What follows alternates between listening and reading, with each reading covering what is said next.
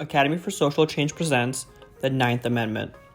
The Ninth Amendment was passed along with 9 others that together became known as the Bill of Rights in 1791. There was a huge concern that without written rights, the national government would obtain too much power and become oppressive.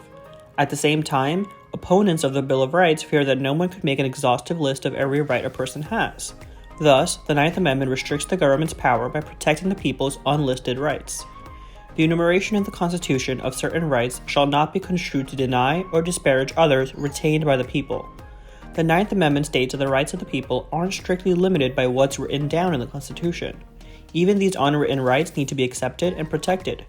Thus, this amendment helps solidify the spirit of the Constitution, namely, that government serves to protect its people and their betterment. For this reason, many legal scholars consider the Ninth Amendment a statement on how to read the Constitution rather than a specific substantive right. Other modern experts point to the amendment as a declaration of the people's natural or human rights. Regardless, it's clear that the people's rights aren't just those listed in the first 8 amendments or any other amendments adopted afterward. The people have more rights than the American government could ever list. Despite its apparent sweeping jurisdiction, the Ninth Amendment has rarely been cited as the only or even main subject disputed in Supreme Court cases. The few times the Supreme Court has addressed the Ninth Amendment, it's been in conjunction with the 10th and more recently, 4th Amendments. The 1947 case of United Public Workers v. Mitchell significantly limited the power of the Ninth Amendment. In the majority holding, the justices found that no rights listed in the Constitution are absolute.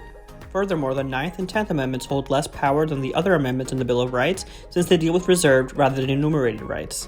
The amendment wasn't mentioned significantly again until 1965 during Griswold v. Connecticut. The majority found that people have a right to privacy. Although this right isn't explicitly stated in the Constitution, the Supreme Court pointed to the Fifth Amendment, arguing that the listed rights all have a common theme of privacy. In a concurring opinion, several justices used the Ninth Amendment to bolster the legitimacy of the right to privacy. The precedent of this case allowed justices to decide Roe v. Wade in 1973 on the basis of the right to privacy. Controversies over the Ninth Amendment stem mainly from whether the amendment has the power to grant previously unmentioned rights as the courts discover them. Griswold v. Connecticut seems to point towards this interpretation, but the majority opinion only cited the Fifth Amendment, not the Ninth.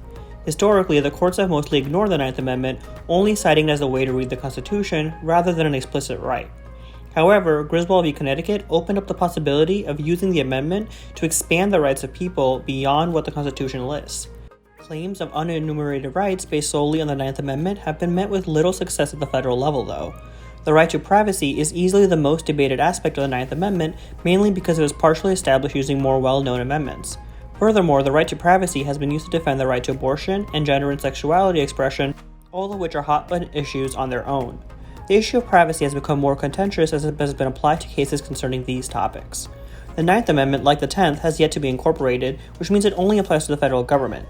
However, this has been the subject of little debate, likely because in the public eye, the Ninth Amendment largely remains ignored. The Ninth Amendment helps limit the power of the federal government, but more importantly, it protects the people's unenumerated rights. While the Bill of Rights lists some incredibly important rights, the document isn't all-encompassing. There are certain rights that, even unnamed, should never be trampled on. Now it's your time to think further. Why do you think the Ninth Amendment is often only used to support a specific reading of a different amendment?